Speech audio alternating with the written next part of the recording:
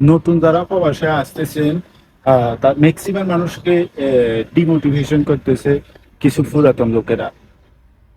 তারা আপনাদেরকে বলতেছে, আমি 5-6 বছর 7 বছর কিছু করতে পারি নাই, তুমি আসছো ভাবছো তুমি 2-3 বছরে এই করবে সেই করবে, তুমি কিছু করতে পারবে না।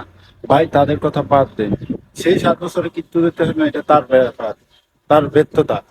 প্রবাসে আইসে আহ যা একটা অ্যামাউন্ট কামান, কিছু করতে পারলো না, সেটা তার ব্যর্থতা। মানুষের কথা কান দিয়ে না, আপনি নিজের মতন করে চলেন।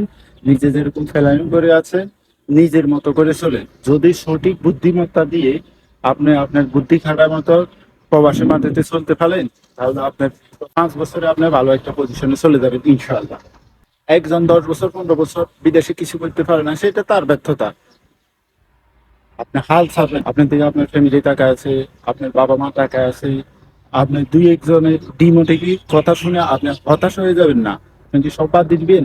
আপনি তাদের কথা কান দিবেন না, নিজের বুদ্ধি উদ্দীপনায় চলেন, দেখবেন একদিন একটা সময় পরে আপনার ভালো একটা রেজাল্ট আসতেছে।